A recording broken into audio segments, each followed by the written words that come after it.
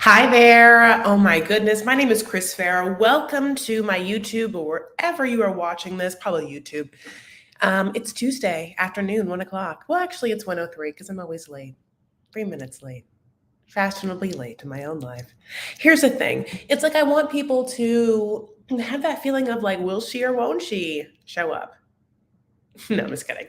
I don't know, my love. I'm sorry. I actually forgot to get water at the very end and then was like, I cannot do like an hour live without like having some hydration. So thank you so much for your patience. I'm so happy to see you guys. Hi. Hi. Oh, yes, honey. A little like shy. Come hither, stare. Hi. Hey, Fwen. Hi. I know, late.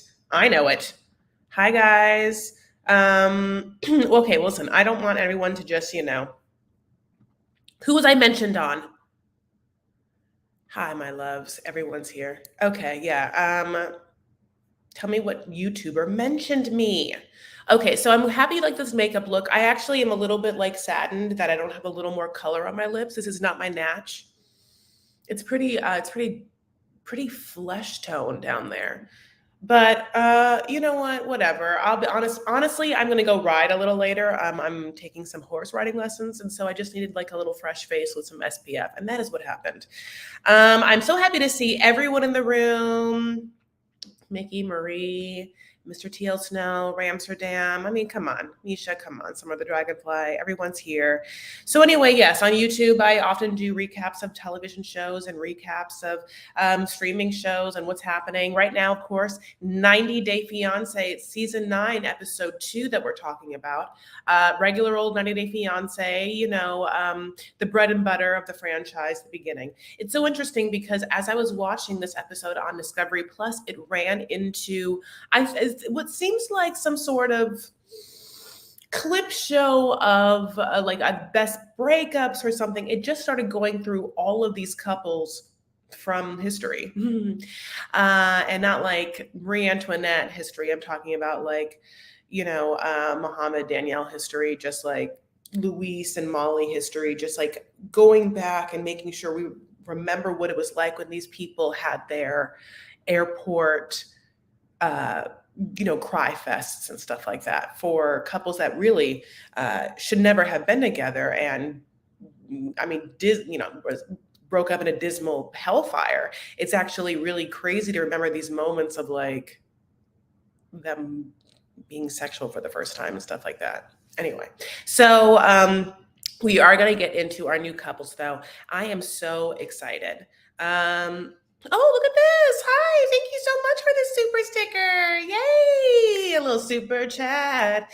Yes, honey, I really, really appreciate it. That's so nice. Oh, I just like, look, everyone's here. I agree with you, AK. But some people like this fresh look. I don't know what to tell you about it. I don't know. Okay, everyone's into it. Mickey, is this a YouTube where someone talks about me? Will you put it in Vanity Fair because I can't click on it right now? You know what I'm saying? If that's what it is. If this relates to another conversation. Oh, your story, but the fingernail was mentioned. Okay, well, yeah, maybe I don't know if I saw it or not. Put in Vanity Fair. By the way, Vanity Fair is my private Facebook group. You're welcome to join at any time when we need to share things like links and such. So I appreciate everyone, and we're gonna get into it. So first, cups on the dock. Cups on the dock. I kind of want to get into is Eve and Muhammad because they are kind of like our newer couple that we got to like experience for the first time. Obviously, we still don't know Benny. Well, I mean, I'm sorry, we absolutely know Benny and Ari, but we haven't met them yet. Nor have we met that other couple that's like Tijuana. How do you say that person's name? I wrote it up here. Patrick and Ty. We haven't met them yet. So of course we meet. Yvette and Mohammed, or Eve, which we'll call her now. Yeah, let's get into it. So, okay.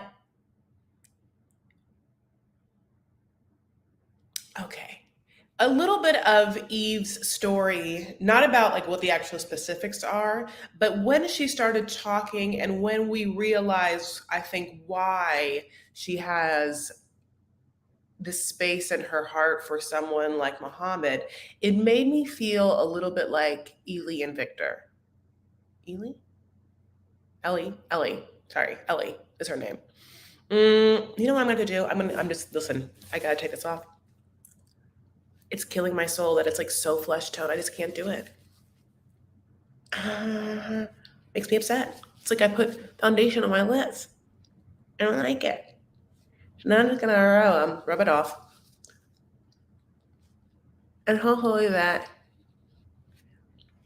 I can put this on. So Yvette is a Native American acupuncturist. She does a lot of cupping. She starts her life with cupping. She's like, or the segment with cupping, and it looks really interesting. She like has to like, I've never seen cupping. I've never had it done, but I've seen it before, which is like basically like you heat up, a round glass, and the heating up takes out the oxygen in such a way, and so when you put it on a body part, it sort of suctions there. Okay, and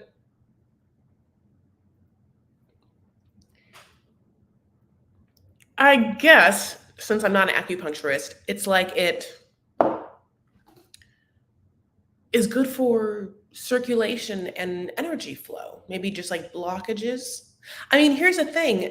If something was like sucking a part of my back, I guess it's like if I had a knot underneath that part, I feel like that would feel good. I'm quite sure. You tell me if acupuncture and cupping specifically is something that you like know about or do. But she's doing it. She says she loves to be a healer. She really enjoys, I think relating to people and using, sort of like her either passion and knowledge to like, you know, help people, which is a beautiful quality. She seems really, really cool. So about like 12 years ago or 7 years ago, let me see I forgot how old her child is. I'm so sorry, I didn't write it down.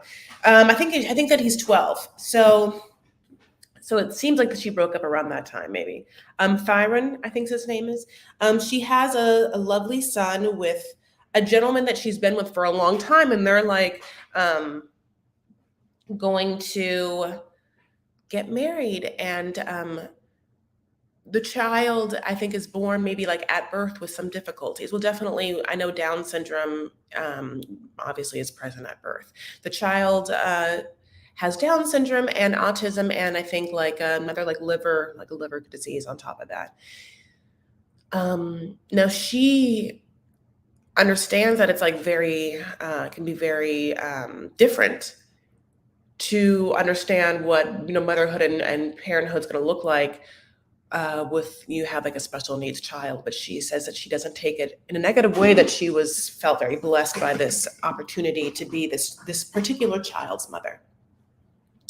And that I think her betrothed or her and the father of this child had some different reactions. That to her, she said that she did not feel emotionally supported.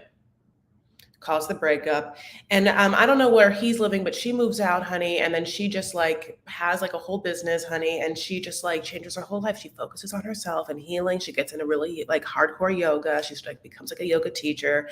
She like meets up with this girl squad. Like sometimes they wear a lot of like leopard leggings. I don't know where they get those leopard leggings from, honey, but it's not aloe. Anyway, God bless. She's having a lot of fun, just like restoring her feminine energy and stuff like that. Now, this is where it gets interesting. So, she on Instagram, and always on Instagram. I don't know. God bless. She hashtags something like fit body. It's like a picture of her like jumping off the boat in a fit body, bikini, and then somehow Muhammad, who lives in Alexandria, Egypt, finds her because he's fit. So like he's always checking Instagram, honey, like going through the feed of other fit bodies, thinking about how to get his more fit. You know what I'm saying? And he comes across like Yvette's Instagram, and he just like did it, just like liked it. He slid into those DMs, honey. It did not take much because Eve was like, oh, okay, okay. So she just like starts a talking, honey, and they're just like immediately FaceTiming and Instagramming back and forth. And she's like all about it. So she like goes and visits him in Alexandria. Now, I have never been to Alexandria, Egypt. I've never been to Egypt, period. My dad's been to Cairo.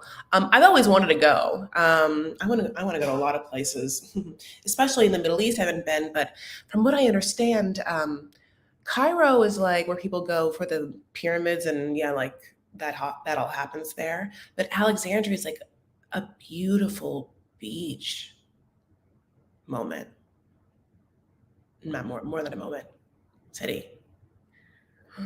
It sounds like it looks beautiful, like in pictures of it and stuff. I mean, what a fabulous place to go. Now, I don't know. Yeah, I wonder what it's like the culture there, like because it is definitely a predominantly Islamic state, right? So it's not like Beirut in the sense that I don't know what happens on the beaches. Like, what can I wear on a beach? What do people wear on beaches there? She, in her American life, obviously has like, a closet full of like what looks like a lot of hoochie mama stuff. You know what I'm saying? At one point she brings out this like leather bustier and I was like, girl, what was that from? She's like, I have to make room in my closet for Muhammad. I was like, I need to make room in your whole life. Now here's the thing. You're gonna say, and I agree with this, she seems very emotionally mature. Yes. And she says that her husband did not emotionally support her in specific ramifications and maybe including the raising of their child together. However, what I wanted to then beg was, okay, so are you saying that Muhammad is going to A, be like super supportive and or be specifically in the realm of like parenthood for your child? Only because I want to know, like, in what ways has he shown you that? In one point, this is what it made me think of Ellie. At one point, I like tried to play it and then I can't, or I tried to put it on here for some reason. It's like not letting me because I think it like saves it as a different thing or it's another movie. But in the little super, oh God, in the, when they were talking about them, they had this moment, right? They were like, I'll play it again. Hey, love, I can't wait till I see you again. And then I thought, is this working woman like Ellie was going about her day, and her day is very stressful? She's healing people. My God, like she has this beautiful child who is incredibly loving and sweet, and their relationship seems so, so great. And yeah, as she works, she has to think about the fact that this child, as she's like, working on clients, like every 3 hours, this child has like a catheter that has to be changed. That's one just piece of information that she gives us. And like throughout the respect of like what she's decided to like let us know about her life and what is like definitely a situation that I just don't know a lot about. It seems like there are a lot of things to juggle. You're hearing me say this the best way. And what I'm saying is, as an emotionally intelligent person, are we to believe that Muhammad is ready for this and is going to support you and make you feel better about it? Help you in it? Make you feel better about everything that's happening in your life? Like, are you able to, is he going to bring something to the situation and not take away something from the situation?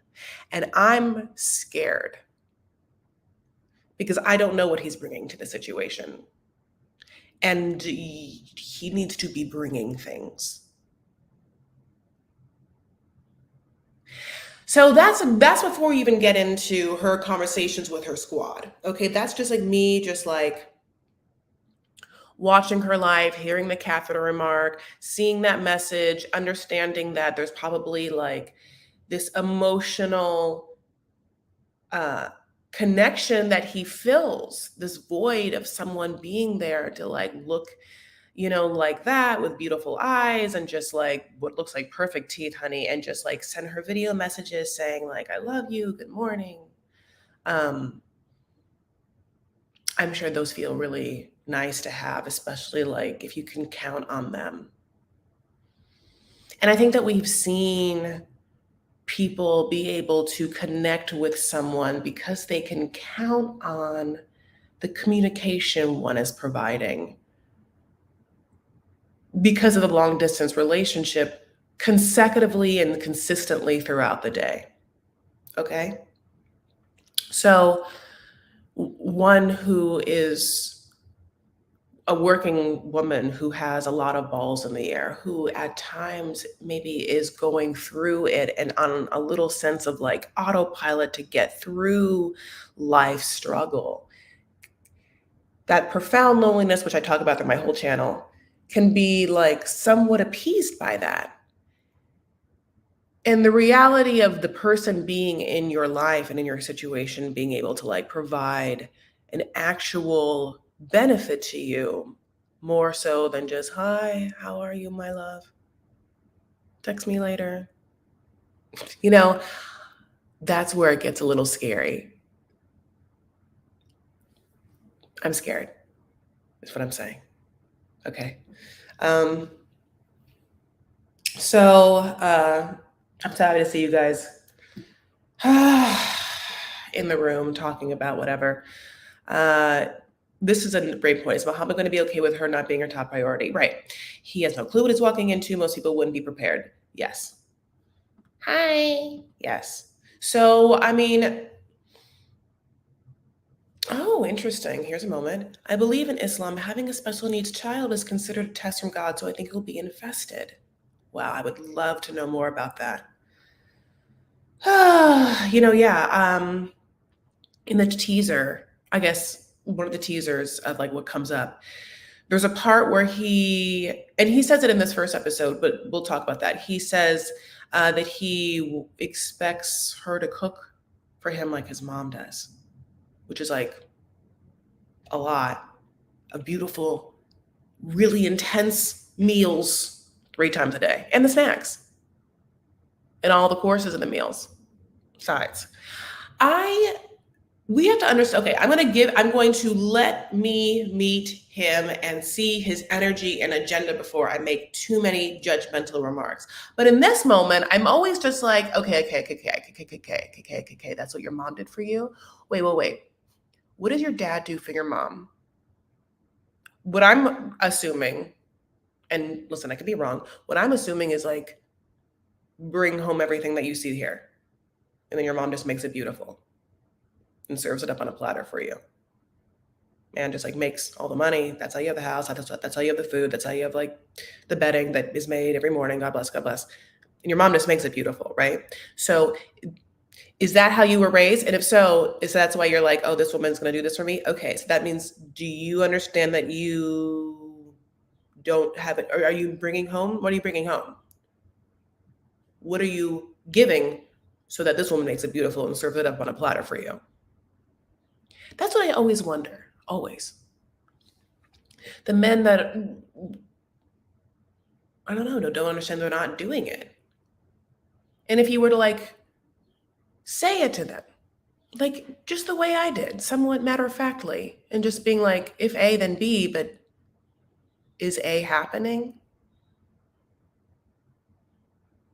How are you expecting B to happen if A hasn't happened? Just in your logic, the way that you're thinking, you know? So anyway, that's what I don't understand about men. They want to patriarch without patriarchy money. And here's the thing, I'm going to reverse it for Bilal. When we talk about Bilal, I'll have a reversal of this where I also am like, I don't get it. I truly don't get it.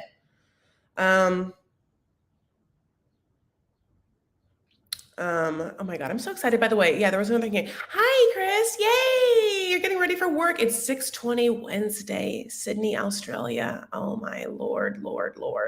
I'm so happy to have you here. And thank you so much for spending any time with me at all, much less in the future time. You guys, this person's in the future. Where I am, it's only Tuesday. It's 1:23. This person is, this is like Marty McFly, honey. What's it look like out there? Oh God, tell me everything's good. And also what stocks to pick. I'm going to go all the way back to You also, because saw this, yeah, Boosie, Bussy, Bussy Skinny, Boosie Skinny. This lovely person's in China. 4 a.m. in China. My lord. Anyway, thank you so much.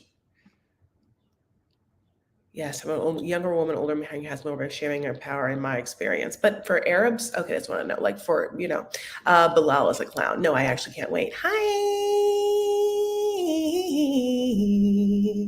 What'd you say? I think Muhammad is going to be a very different character than what we've seen before. He seems to have a weird vibe to me, which makes me uncomfortable. I'm worried about her and her kiddo with him. That's interesting. We'll see. I don't know. I don't know anything to know about this person at all. I don't get it. I don't understand like anything about who I have to like see this person. I can't make a judgment yet. Also, yes, please like this video if you haven't yet. It really does me a host of good. So let me tell you. So then she's upset, right? Because as there are in the emotional, nice older woman, because we have like older women, younger men who are in the older women are crazy, right? And we just like don't like them, or like Stephanie or something like that. I'll never get over her. The fact that we got to meet that person. I can't believe we don't get enough of that person ever again. Sometimes I go to Stephanie like and her Instagram just to be like, give me one little morsel of an update about you. But she's been like silent for a second. But anyway, we like Yvette, or Eve, like we like her. So, and we liked Ellie. So anyway, same vibe. In the same situation, just like, whatever, this is my last moment. Ellie had like, her Hiromi, whatever, her best friend who like was kind of like, please don't do this. This is a really bad idea. But listen, I love and respect you. I don't have to tell you. I love and respect you. So I just got to sit here and bear witness to you making the worst decision ever and be a good friend in the moment. And I'm literally torn. And it feels like the same thing is happening with everyone in Yvette's life. And she knows it, right? So she knows it. So everyone's always just like, oh, okay. And how old is he? Uh-huh. Has he ever had a job? No? Okay. And how's that baby of yours doing? Does Mohammed seem like he ever asks any questions about how it is with him, with raising that baby? You know what? Because you want to like ask, because you just want to like get to a place in your heart where you feel comfortable with your loved one's situation. And listen, we can break down the psychology of that. Is that wanting to be comfortable in a situation that you should have some space for the other person to show you their comfort instead? If your friend is comfortable, should you just swallow, and be like, yeah, okay, well, 100% if you're okay, I feel nothing, I'm fine with it. Because it's hard. That's like, and what part of that is judgment, putting your judgment on your friend of being like, don't do it, I wouldn't do it, it's a bad decision. Or what part of that is like,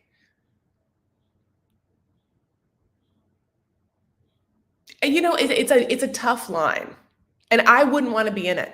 And I'm telling you, like, if, one of my friends, like, Wah was in a situation, and I'm sure, like, Wah, I'm sure has told me things over the years and years of our friendships that I did not like, right? Just the hearing of it was kind of like, you know, that my face doesn't hide well, right? Because my face is made of rubber, like Gumby rubber, and I have big eyes, right? So like if you tell me something and I like you, it's probably incredibly obvious what I think in the exact moment that you tell me.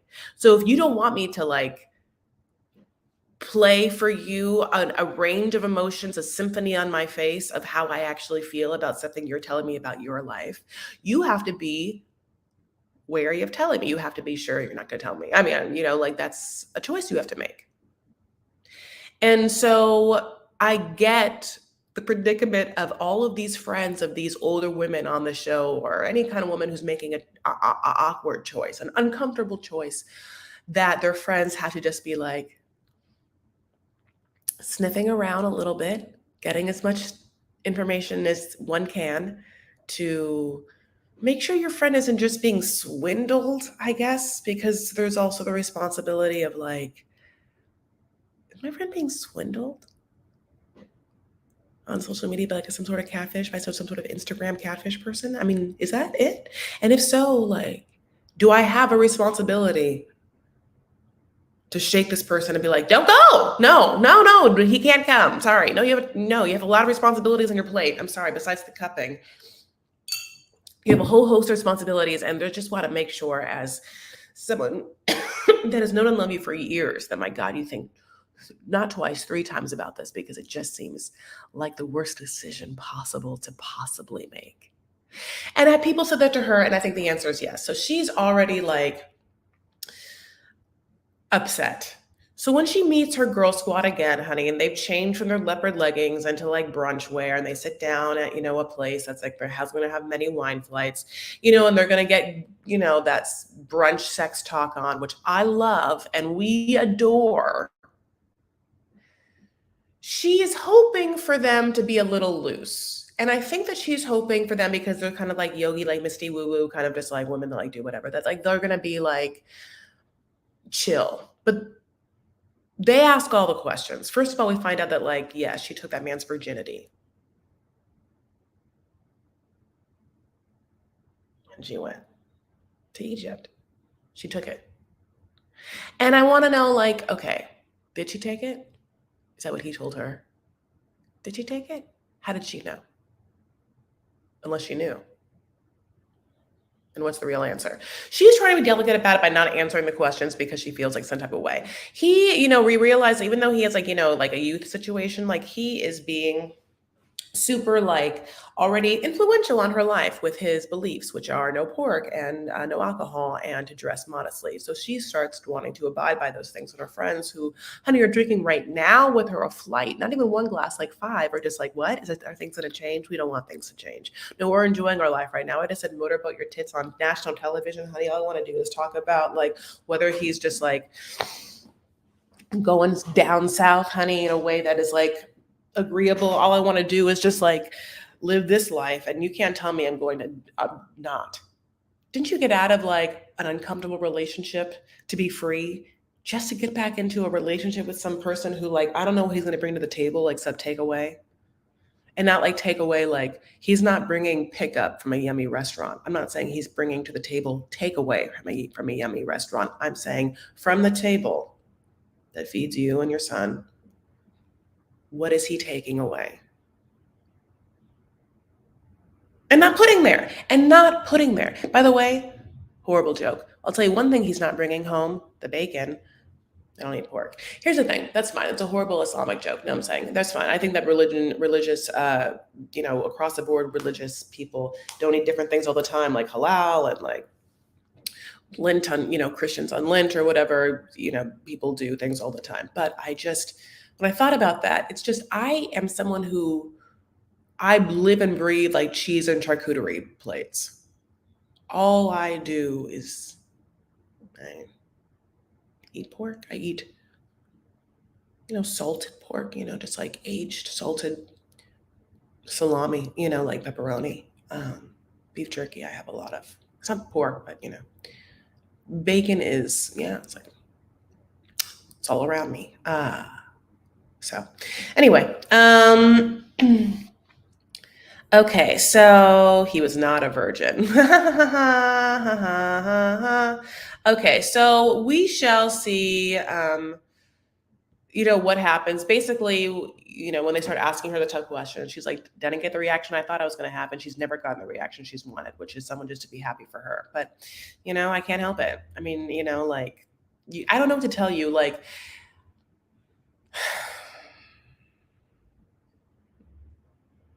maybe start having more FaceTimes with him and your friends so that like they get to know him more. I don't know what we can do. Thank you so much. I look great in black. Thanks. All right, my loves, let's move on. Jibri and Miawana. So Jibri, one of the okay, so Jibri started that Black Serves, which is his band, honey, with his best friend David. Okay, David or David, God bless you, you want to say it. And they like, traveled all around the world, honey. And like David is like the reason why he met Miona. And God bless, God bless. David does not like Miona, like does not like her. Thinks that she's like bougie, which is I guess also meaning bitchy or somewhere like whatever, like annoying or whatever. He doesn't like her. And I feel like that's such a classic trope, but I mean, I don't know. I think that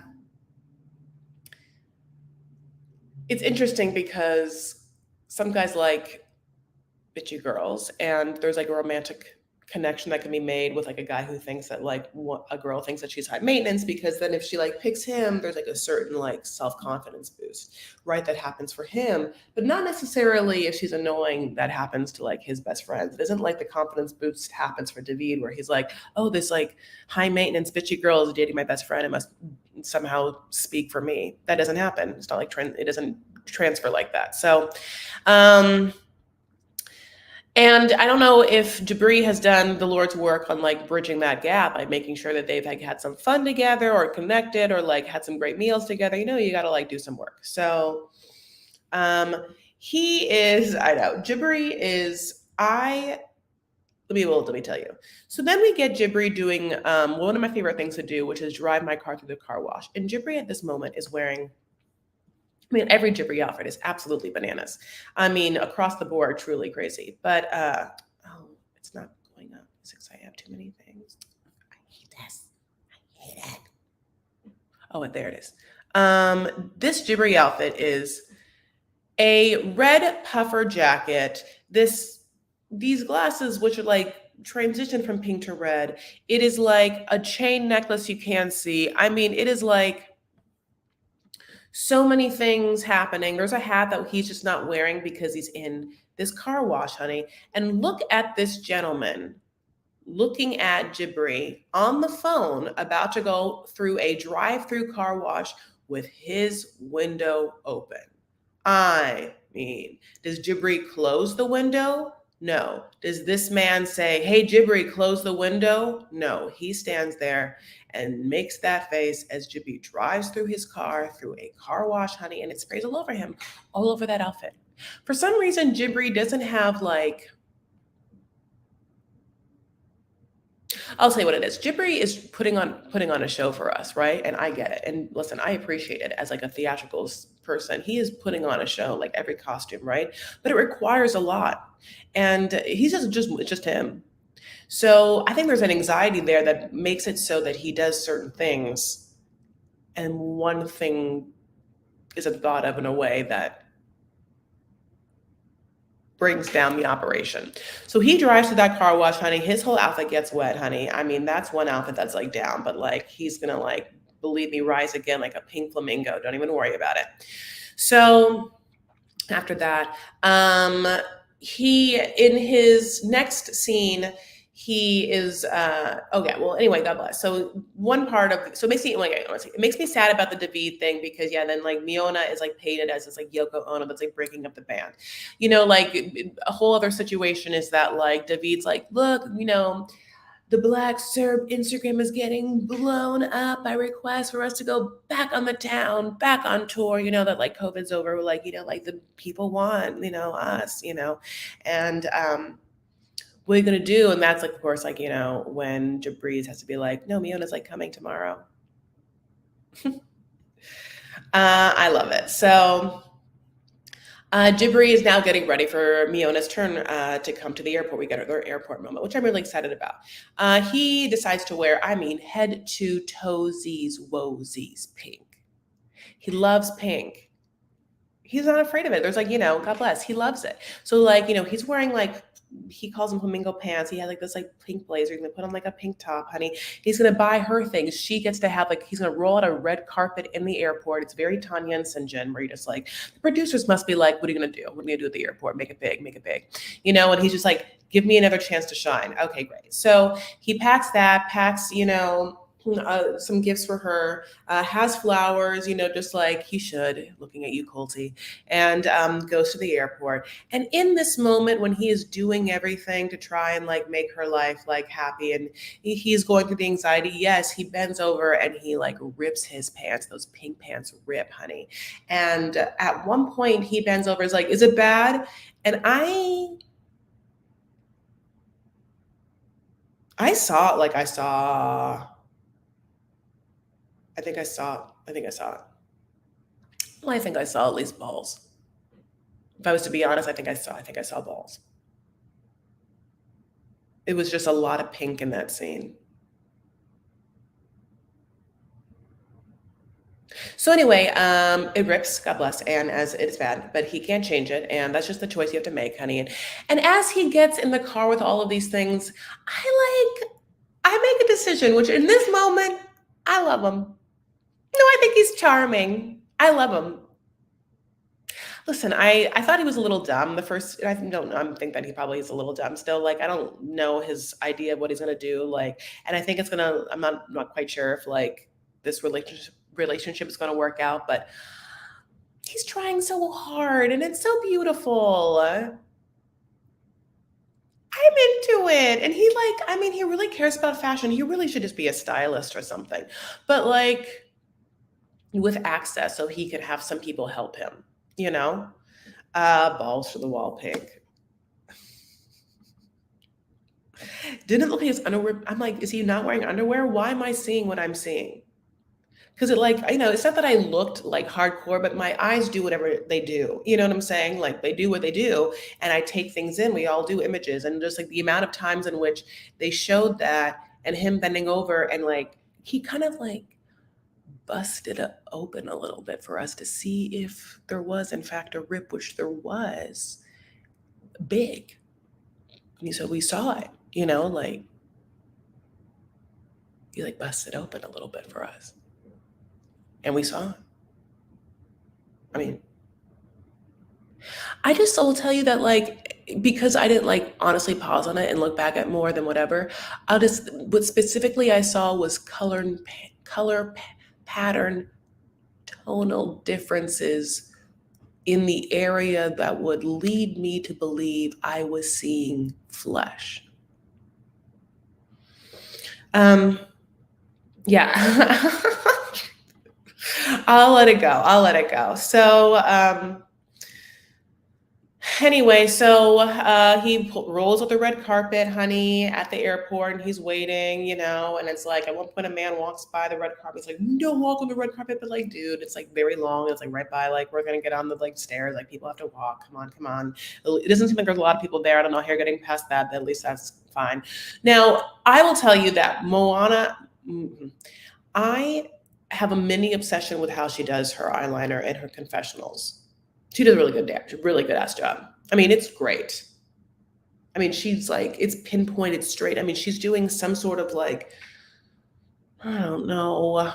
It's like going up and then like, no, it's like going like up, like this way, and then curving in such. I don't. I just it's pinpoint sharp, and I want to do it too. She knows what she's doing.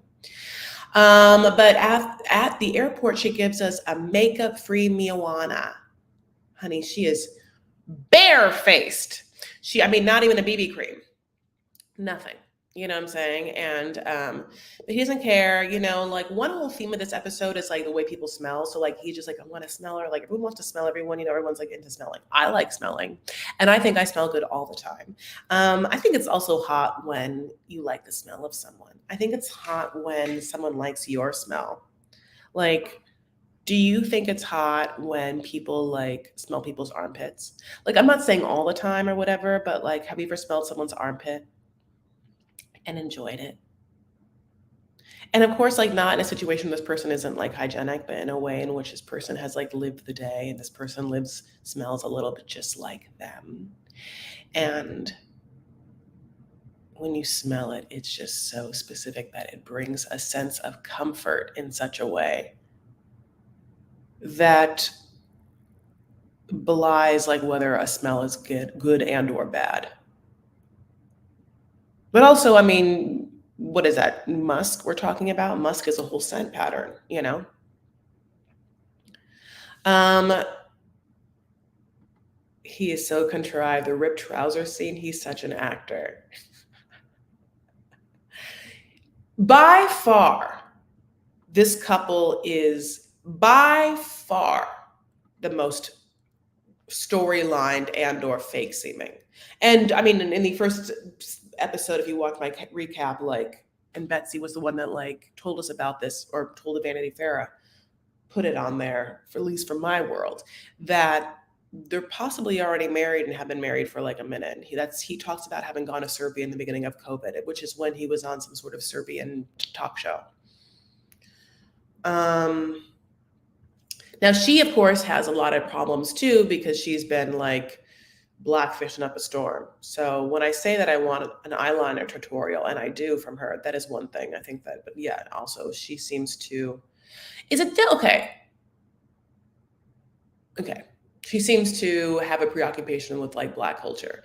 And I've never been to anywhere in Eastern Europe. And, you know, like, we all obviously had the Alina situation last season.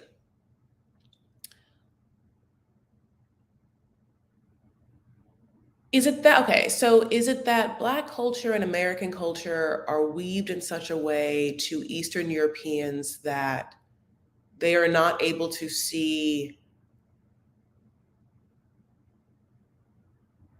the, or they're not sensitive to like the problems and problematic parts of like pretending to be Black? Are they pretending to be American? Like, just, are they thinking it's American culture, not Black culture? Are they obviously, are they like, I don't understand. This is what I'm trying to work through. What is the perceived idea of like the braids and like hip hop culture to Eastern people? Are they like, because obviously hip hop culture and Black culture is incredibly cool. So across the board in America, if you aren't Black, you can easily be into hip hop culture and then like thusly whatever Blackfish, as well as like the incredible influence Black culture had on Instagram, enough that like the Kardashians pretended to be Black and then thusly like had a whole life and career. So it's like, are these girls in Eastern Europe, like, are they not under, like, are they just like, we're like the Kardashians? It's like Black culture and American culture. We're just like, what you guys do, what we do. It's like, are they just like, is it kind of like just that thing? And is she doing something specifically nefarious that like Kim Kardashian hasn't done? And she just is like, going after maybe also like an American Instagram culture that just like doesn't pay homage to like a truth. You know what I'm saying? It's so, I just like, I've never been to Eastern Europe, and so I don't understand how American culture is perceived there, like what they see there on a basis, like what the attitudes are. When we had the Alina situation, she was like going to like parties where they would just like call it like, I don't know, Black parties or whatever, but like the N word was prevalent. It was like all about like, I don't know, like gang culture. I'm talking about a specific Instagram post where she was like literally dressed like a male or something. And like, I don't know. My point of the story is how I don't understand how it's perceived there, how it's shown there. Okay. Serbia is mostly white and different from Eastern European. Okay, wait. Yes, they do see Black culture and American culture. I've had a racist run-in with Eastern Europeans here in China where they told me they can say the N-word because they're not American and had nothing to do with slavery.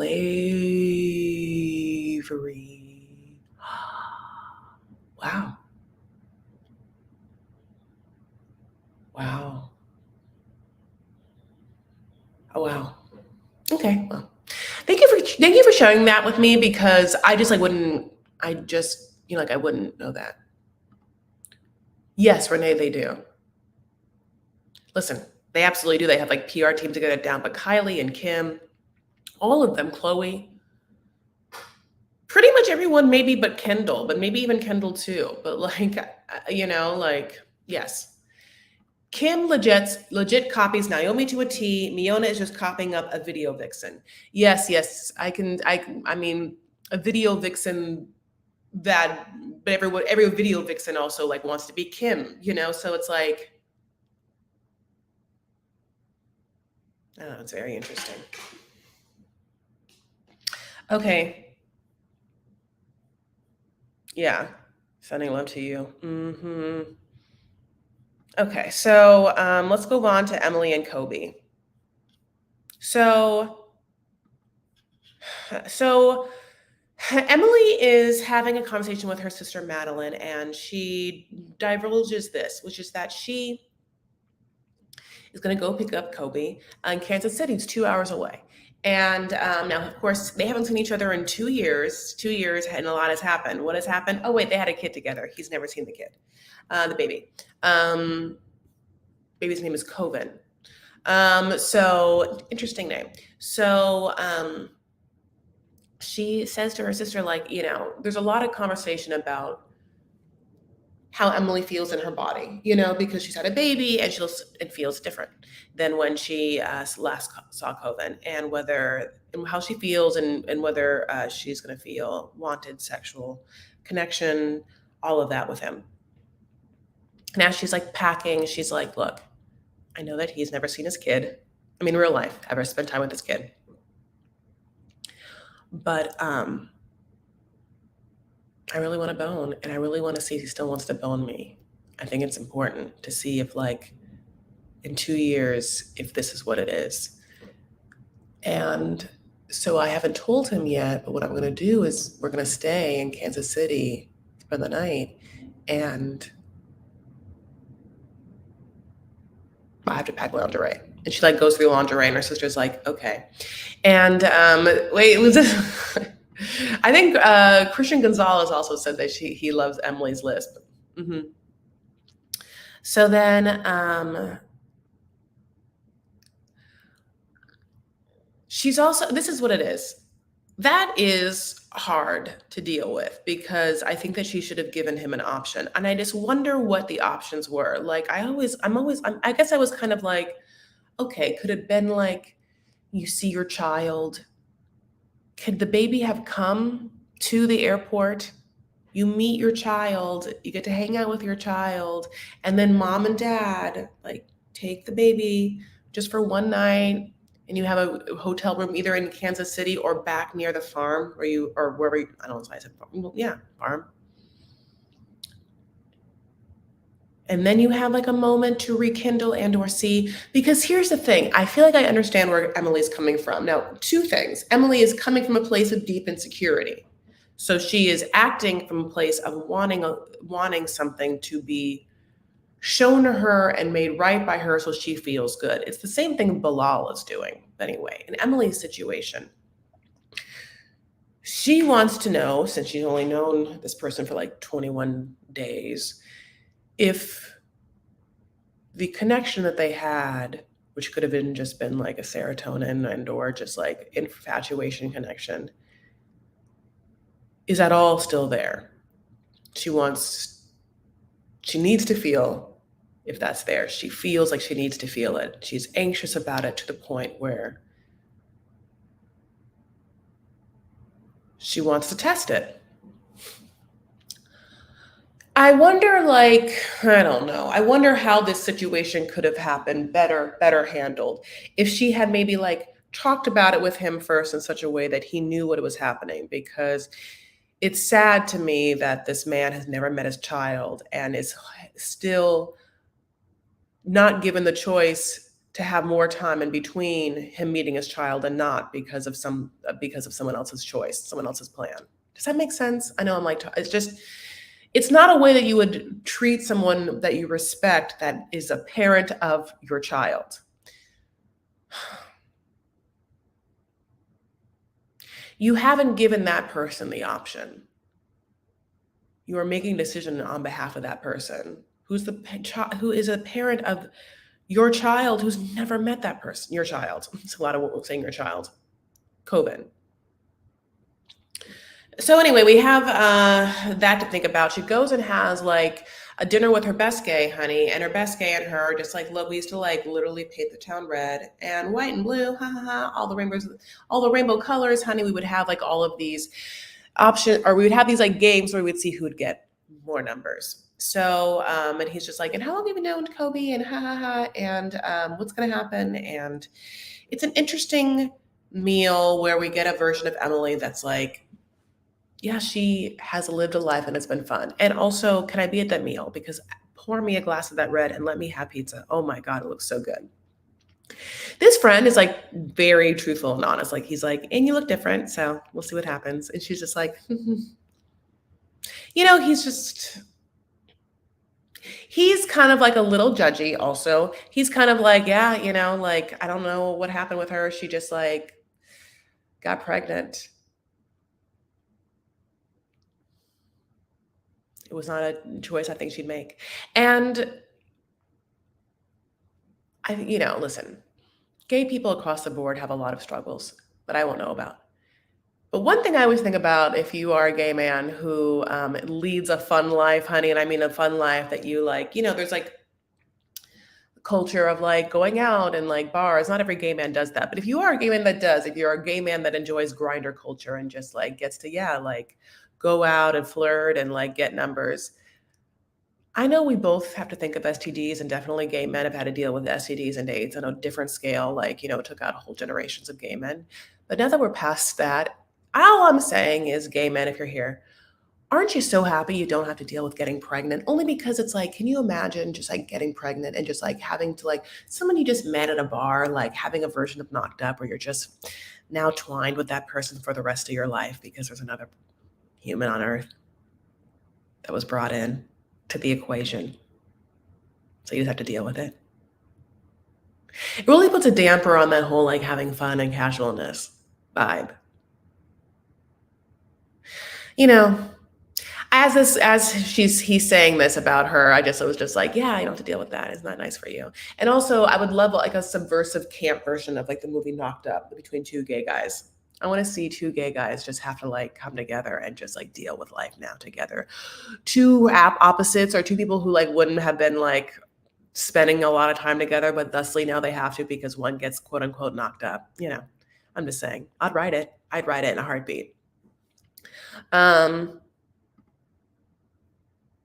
So yeah, like it's interesting. Both this best friend and her parents have this idea that Kobe will have like they're like, well, we'll find out whether Kobe's full of bullshit. Like, well, we have a bullshit detector, And I was like, I don't understand like why no one trusts him. Is it just that she hasn't been with him long? Why don't you just not trust her then? Truly.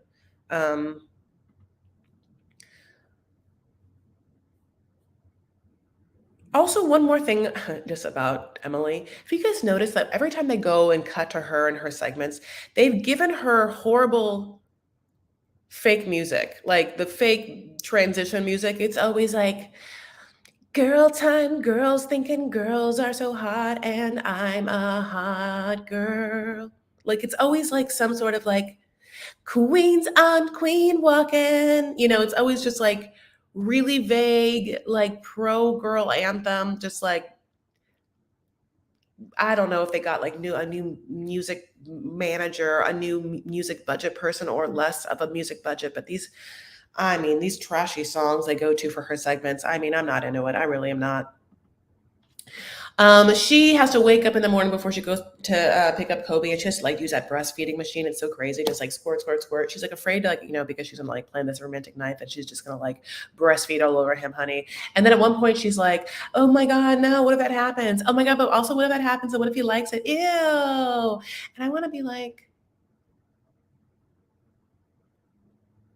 eh, I don't know, man. I'm not saying that if I want my man to have like a breastfeeding fetish all the time, where I'm like, because I'm not someone that's always gonna have like milk coming out, and it would be really awkward if that person just had such a hardcore fetish that like he'd have to seek out breastfeeding people for the rest of his life. Like that's obviously not what I would want. But if I made a human with someone and I was breastfeeding our baby together and then like a little milk came out, and then I'm just saying if like that person also was like, I don't think I'd be like, gross, I have to leave you immediately and take our baby away. I think I'd kind of be like, oh, this is a primal thing that I think I'd be like, oh, somewhat okay with. And here's the thing, don't ever tell anyone that, because that is, like squad talk. This is kind of talk that like we'd have over a boozy brunch hunting with like your girl squad. So I'm just like saying, like, is that too much sexual information? But like, I'm just saying I wouldn't kick him out of bed. Okay, so moving on. He and her go to, she comes to the airport and he gets off the plane, and, like, he sees her and they hug and kiss, and he smells her, God bless, everything's about smells. And he is having the confessionals and he just offers up, like, I saw her, it's great. I can't wait to see her. Just so good to see her. She has gained a little bit of weight. And then the camera like does this like whoa to her, and she's like, and then it goes back to he's like, but it's fine because I love her so much. I don't care what the way she looks like. It's interesting that he said it that way, because so often the producers, you can hear the producers be like, so what'd you think of her when you got off the plane? And then have that person be like, oh, I thought she looked nice and the same or a little different, but still fine. Like there wasn't any like lead in to the producer question. So it's like, can you tell me, um, like if he just offered that? So I see something in. Can anyone explain why contraceptives are kind of a taboo in the USA? Contraceptives like condoms? Condoms aren't one. Caps lock. It's like not okay. So condoms aren't taboo. Oh, you mean like why people don't use them? Like you mean, oh, it's because, are you asking that like why people don't use enough contraceptives? Oh, it's because it feels better without it. People get drunk and then just make decisions because they're just like in the moment and dumb. Or are you asking like why people, like why Plan B isn't readily available? Well, then we get into situations because like, the fierce biblical constraints in the American political system. Um,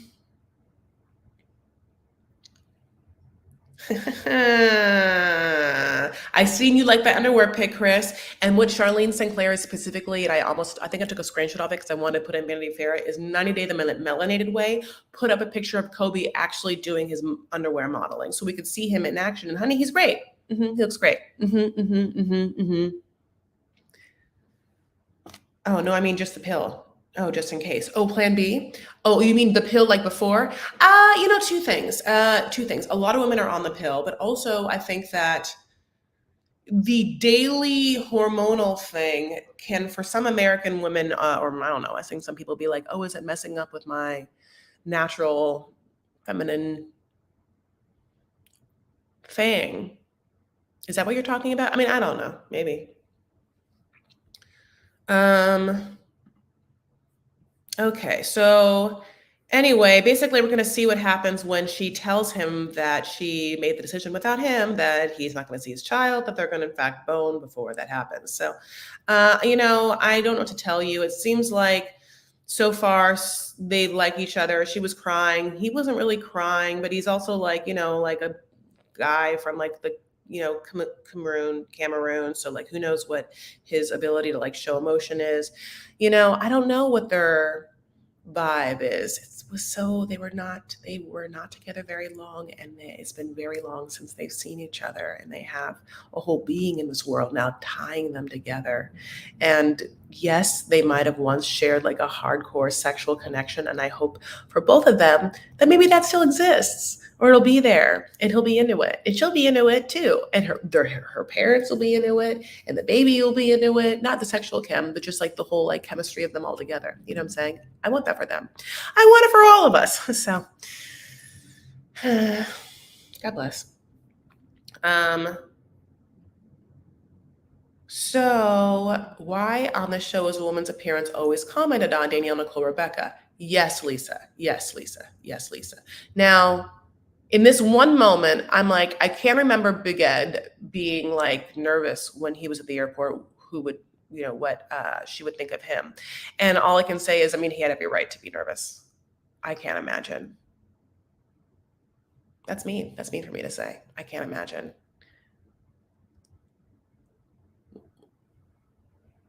I can't imagine any part of it, her part or his part. I can't imagine knowing that's what I look like, and knowing that someone else is gonna like take that in and then being worried about it. That's mean to say. That's my honest thought, though. You know what I'm saying?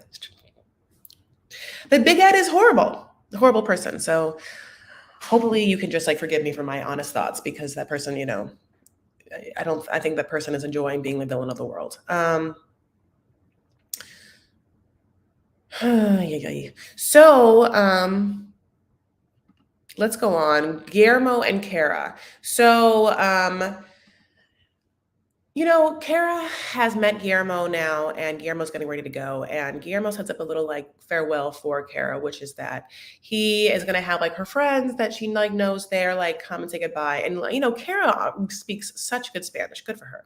I'm just saying, in the DR, like, it sounds like she was there for a minute, like she is doing it.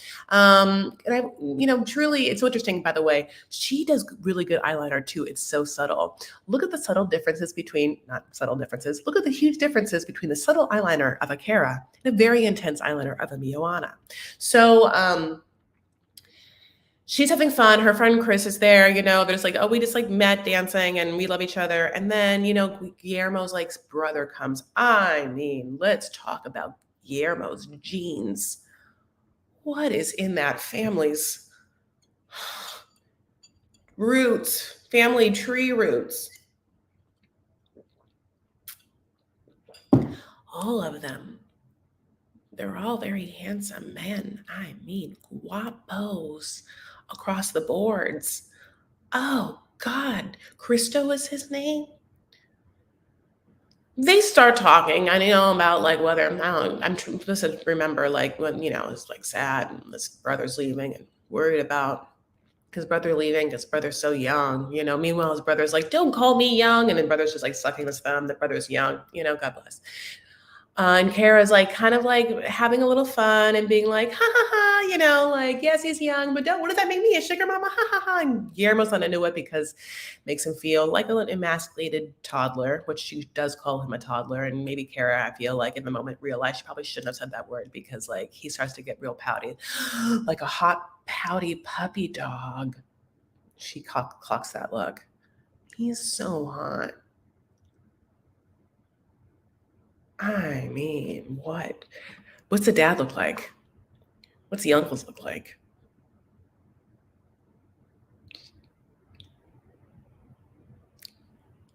I just wondering, is there like a Christmas card? So is there a series of Christmas cards I can look at over the years? Just see like how that all happened, like how it all came to be.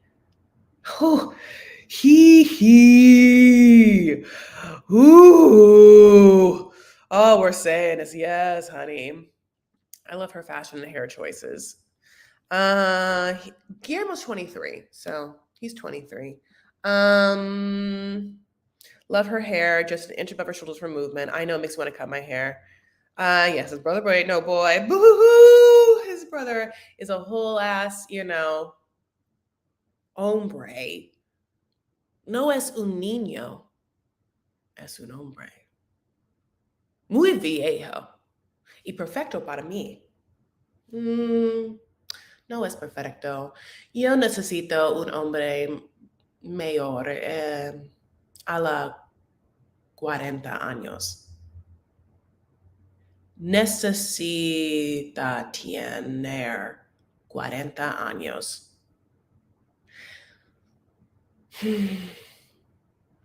Anyway, es un papi. Yes, honey, put up a little thumb if you think that A, I should continue this YouTube journey of mine, and also B, if you think that bloodline should also continue. And if you want me to continue the bloodline. No, I'm horrible. But, I'm saying one of them. I'm just the dad. I mean, I don't know if it's, whatever will. I mean, I'm just saying the uncle, one of the uncles, single uncle. It's fine. So we also learn a word, and the word is called Sankey Panky, which I guess is a phenomenon, or like we know what it is. We've seen what the definition is, but we have a new word. Sankey Panky means a gentleman who is younger in age, who has tan skin, who gets with an older woman who has paler skin, a little Sankey Panky.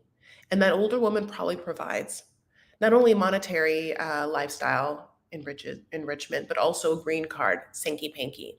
And Guillermo is like upset that he would be considered even in the realm of such. And again, it makes me love him more. Okay. So yeah, I don't understand why she's fixated on the age gap. She's not much older. I know it's kind of that thing where young people do this all the time, or when you're like really young, you pretend that age gaps between you and other young people are like super intense when they're not. You know what I'm saying? Like it's like the thing. Like they always do that for some reason. It's like a thing. Like, oh my God, it's like he was so much younger than me though. Like, what am I gonna do? I cannot date someone who's like 4 months younger than me. Just like, okay, you're fine. You are fine. So I don't have to tell you, they're gonna get on the plane. They get on the plane, honey's gonna figure out like what customs is, like in the plane. She like sweetheart talk her way into like an aisle seat, like I feel like feel like she's someone who can be annoying in situations that involve like hospitality. You know what I'm saying? But they're like made it such a big deal and such a big thing about his passport, his expired Venezuelan passport. Like the whole issue of it, like we're just supposed to be like on pins and needles over this, and then it's fine. And they were never going to be able to film it anyway. So it's the most anticlimactic thing ever. They literally just like, he was taken into a room and then he was brought out of the room. Everything was fine. He was taken into a room by big guards with guns and I was so scared. And they were just like, oh, is this an expired passport? And I was so scared. And he was like, yes. And they were going to be like, no. And then they were like, oh, but you're Venezuelan. Okay, just kidding. Sorry, we wasted your time. And we just walked. Okay. All right, well. Last couple, Bilal and Shai, I can say it now. I got to get this up and running, because I have to go to my little meeting. So Bilal and Shai. So I hate this. I hate it so much. I hate it so much. I hate it. I don't understand it. I hate it. I'm disgusted by it. I love Shai. I hate Bilal. I'm so mad. I don't understand this male thinking. This to me is the toxic male behavior. This to me screams of someone's trauma informing every part of their behavior and not understanding how someone doesn't have to deal with it. This is someone who like can't see past the end of their nose, who doesn't understand that to me, it's a bunch of things, but whatever, he got his stupid old house that he grew up in. For some reason, he doesn't own it, but it's just available. Like, I don't understand if you have all the money in the world and you're like someone who like is a realtor and buys homes and redoes them and has this like connection to this place because you were brought up this way. So you're always going to be from this, but now you're bougie. Why not buy it, make it good? That's the ultimate. I don't even understand that. To me, I'm like, okay, a man that has like pride about himself and who's done this for himself, why wouldn't you buy your childhood home and like make it beautiful? It's not about the home. It's not about like the smallness of the home or the neighborhood.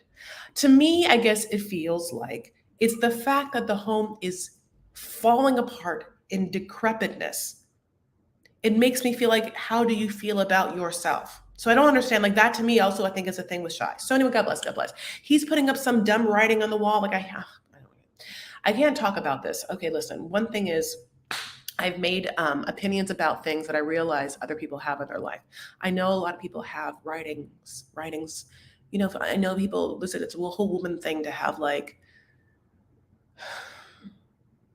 decor that's like a word, like word decors on your walls. Okay. But if you can think about it and just look at, if you do that, just like look one more time and see if it has to be there or if it can be like a better choice, like an actual, like not vague, unspecific choice that you like bought at Home Goods, but in fact, like something that like speaks to you and your family or like your culture or your travels or something that just like is a piece of art, just, I can't stand it. Anyway, whole thing.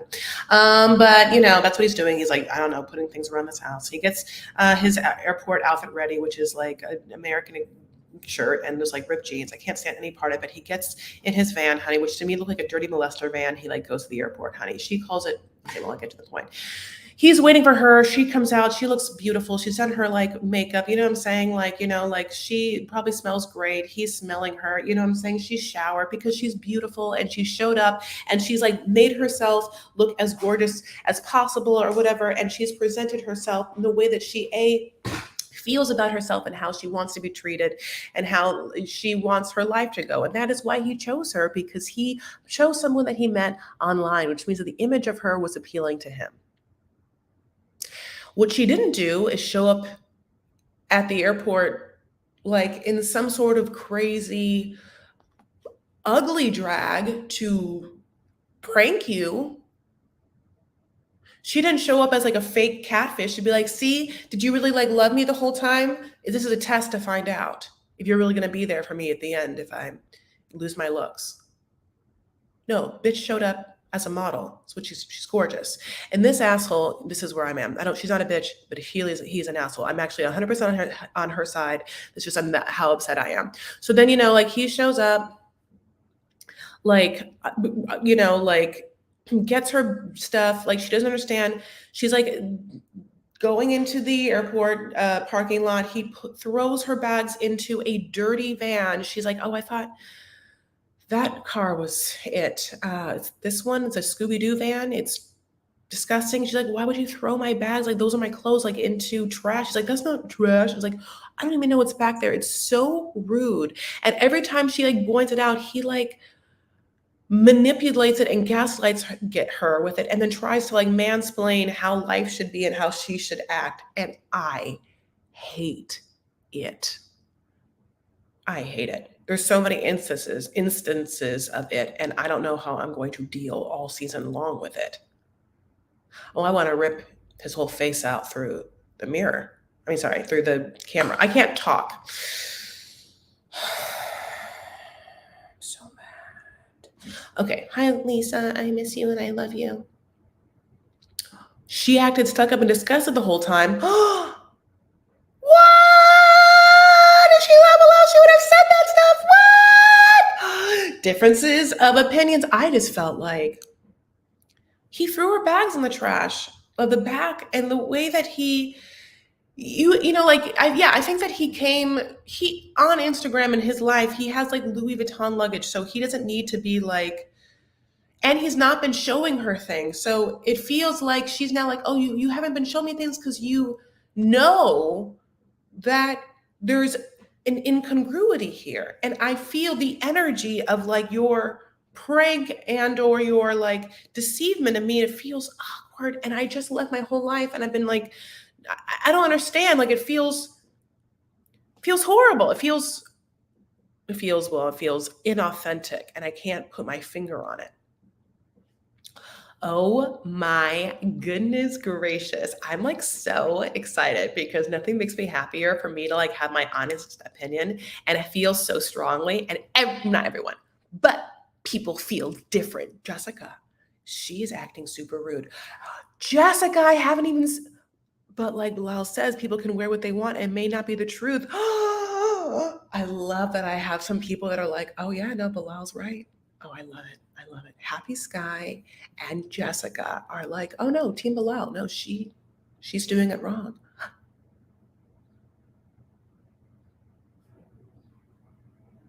Hey. She does not truly love Bilal. It's obvious her prank worked to show her true. Oh, yeah, I'm dead. I'm so different. We're so. Okay, can't wait to watch now. But oh, Brittany, thank you. Honey, you're gonna see, honey, the different sides. Honey, I'm showing the different perspectives. Oh my God, Brittany, thank you.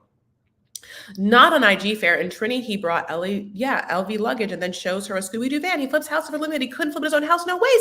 Like, that's what I'm like, Happy and Jessica. Like, that's another thing. Like, from what I'm saying, I'd be like, how successful are you? Like, why wouldn't you have done your first house? Like, why haven't you done this house? How can you be flipping and living in houses? Like, how do you know how to flip things? Like, how do you care about what's good and right? Like, your house is falling down. Also, just like, here's the thing. At some point, when you are someone and you're going to share a life with someone, you're like, okay, I've come to your home, your country. I've given up my life. How do you live? You wouldn't show me how you lived.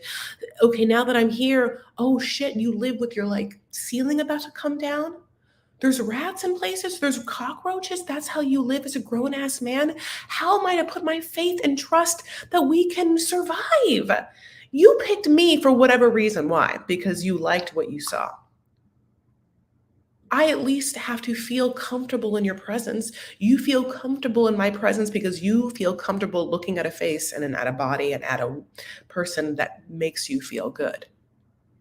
And I am in a situation that makes me feel unsafe and bad. So to me, that's I couldn't believe she said it better be a clean bowl. Do you understand how dirty it must be then? I love that we're having different opinions. It makes me really happy. Uh, that's why I keep bringing up you guys. Hello, sorry, I'm just that someone knows that what true love looks like. It's not how Sheeta acted. Don't listen. I hope that you guys don't get mad. There was no faucet in the motherfucking sink. Yeah, like I love you. I love how different. I'm pleased. I love this back and forth. It's making me very happy. Because I always feel like sometimes it seems like it seems a little obvious to have like certain point of views and things. I love that people are like 100% like, no, she's crazy. He was right. And I am like, he's crazy. She's right. um, okay, so yeah, to me, I also like the idea that she brings up the thing Trini. Like if she's from Trinidad and Tobago, that she gets a little Trini on him. Trini means wild. I want to see her get a little Trini. Also, a thing like Trinidad and Tobago is they always just have like really beautiful women. I feel like every Trinidad and Tobago woman I see, I'm just like, I feel like Trinidad Tobago women that are like gonna like Miss Universe pageants, they always are just like gonna win. Anyway, I wonder what her place in Trinidad was like. Did you ever bring him into her home? Great question. So she is bitchy. She gets bitchy. At one point when she's in the van, when he's like, "Are you okay?" She's like, "Yeah, everything's fine." She like rolls her eyes. I mean, listen, I want that. I want some character. This bodes well for entertaining season. I'm surprised for as shy as she is that she will be expressive like that. I wonder what the producers like knew what they were getting with her. But overall, I feel like he is, again, I said this, which is why I'm not on his side. He's like, I don't want a gold digger. I really want someone to be for me or whatever. But like all of the behavior to do all of what he's doing, which is like a big deceivement, and he gets called out for it, it's a lot of energy to make himself known that he has had a trauma in his life or he feels insecurity in some way. And he's making his romantic partner prove something. It doesn't bode well for his own emotional intelligence and how he's dealt with his own trauma, how he feels, much less how wrong I think it is in the way that he is going and approaching a very traditional relationship in a cisgender heterosexual way. I also like, he's not, it's interesting because if he really was to be like, it's interesting how bitchy your attitude is, or not bitchy, it's interesting that you would have the reactions you do about the way I live, it feels rude. It's not like he's saying that. He'll say like, well, you got to fix your attitude, it's not right. And it's like, you're lying to her. Like, in your faith, is it not that you shouldn't lie though? Or is it that you feel so strongly that the man can make such moral choices that whatever choice you're making is the moral one and therefore fine? It kind of reminds me of like the Stephen from like, or any sort of like Benjamin, like, because he's Nation of Islam, and those other gentlemen were like Mormon and or some sort of Christian, where it's like the morality of the family and of the woman that you should be with lies with whatever faith that you decided to be, but not just whatever faith you decided to be, but your own perception of a moral code. Where when things that you have done are so blatantly against the faith, the dogma of the faith that you've subscribed to, that it is incredibly hypocritical for you to like make such judgments on your romantic partner. But they do. He's lying to her across the board, and he gets called out on being, deceiving her. And it's like, in what way? You got to fix your attitude. Are you at all like is there anything about God like going to be like spiting you or smiting you for like lying? No, like being horribly deceitful? No, not a thing. I don't know. I love it. So,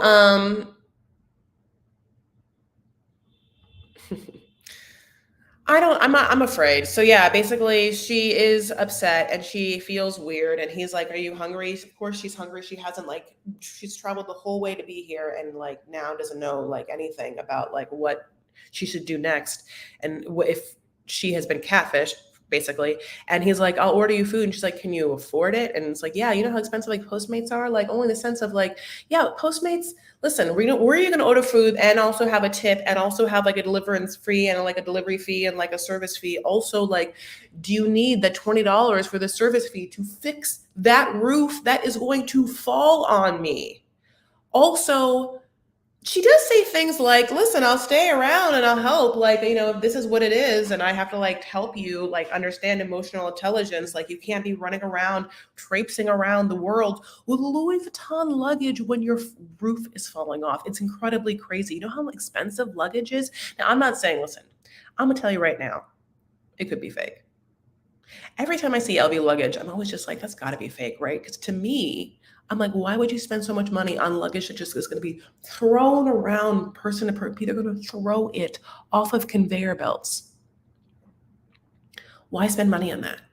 Listen, spend money on an LV purse or and like that you can just like be in your carry-on, honey, and you like protect, like fine, drop whatever you wanted, thousands of dollars on that if that's your thing and you protect it, but like LV light, I mean, it's gonna be like throwing you're not flying private. I just don't think he flew private unless he flew private, which if he flew private to Trinidad and Tobago and she shows up in that house that is falling apart, it's confusing. And the fact that he had hid it from her meant that he knew that it was suspect. And why would someone who you're about to spend the rest of your life with throw up such confusing signals? Why wouldn't you want to be on the same page? How are you going to trust this person to spend the rest of your life with when it feels like, why aren't you telling me something? Something's off. Why are you hiding something from me? I'm gonna tell you right now, like, like, I found out that like someone is like blocked me on Instagram from looking at their stories, and it made me feel like, why? Only because I've known I've not done anything to deserve that. So for you to block me from looking at your stories when your profile is public makes me feel like you are specifically hiding something from me, and or you have like a negative idea of me that has nothing to do with me and a lot more to do with you. Anyway, I have to go. So that's all I'm gonna give you. Listen, they eat the food. I have to bring in the stuff for you. So they eat the food. I don't know what he ordered from. It's just a bunch of styrofoam. It looked like fried crab legs. She's not happy about it, but she's like, I'll help him, I guess, sell the LV luggage and I'll get this place together. I guess that's what I have to do here now. And we'll just see. So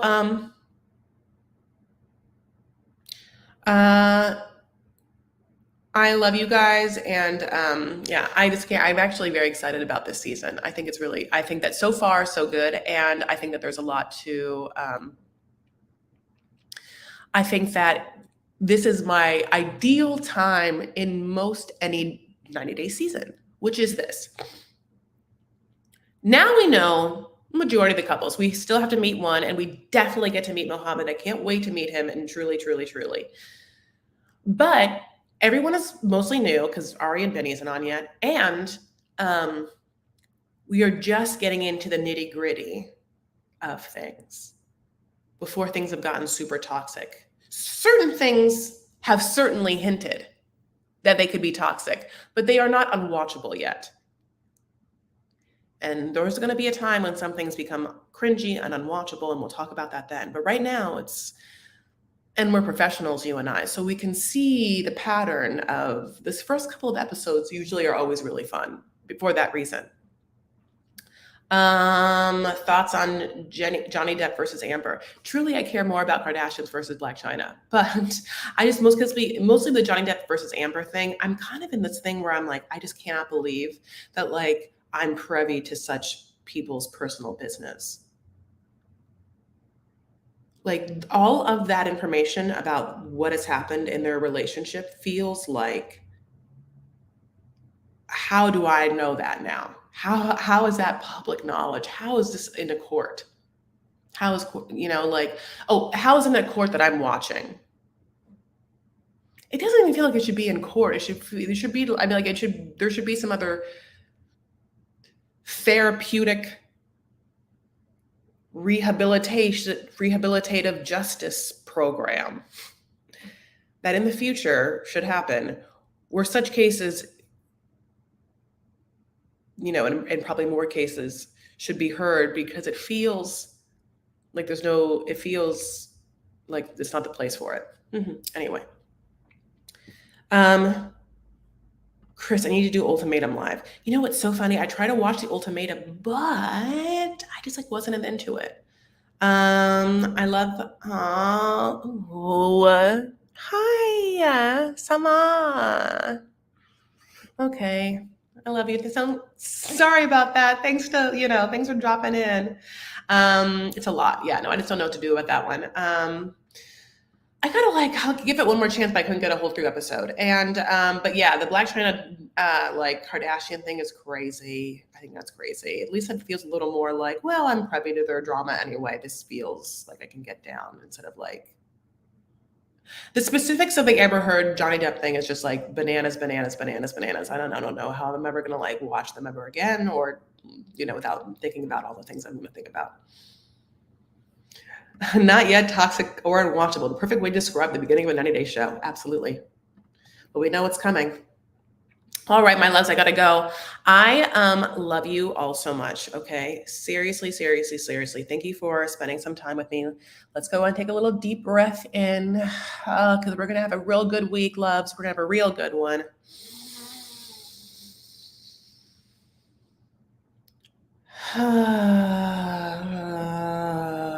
Yes.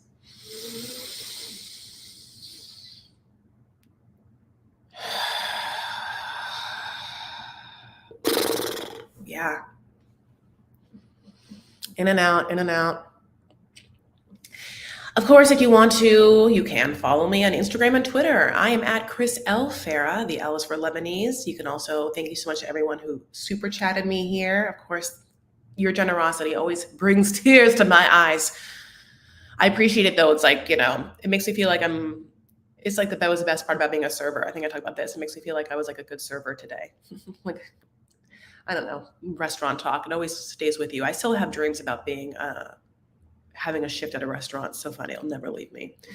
It's like being in high school. It's like I have something ingrained in me that I'm a waiter. So besides that, thank you so much for those super chats, from my mods, for everyone who shows up. Thank you for subscribing and liking this video, liking it while you're in the room, liking it after it's posted. My replay gang, it really means a lot. I really appreciate it. I can't believe I get to just have fun with people by going live, and just I know some in the COVID specifically, my YouTube sort of divulged into the ramblings of a lonely only child stuck at home, but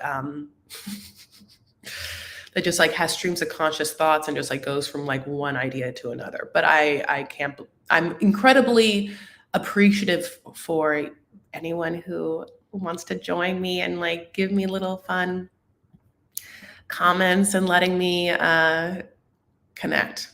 You know what I'm saying? I appreciate the connection. So I love a little Theragun mini, honey. Got to do it. Yes. I love you. I love you. Thank you. I will see you later. Lindsay, I haven't seen you, but I miss you. Thank you. I will have fun with the horsies. All right, my loves. I will see you later. Okay. So take care of yourselves and one another. Stand up for what you believe and make art. Bye.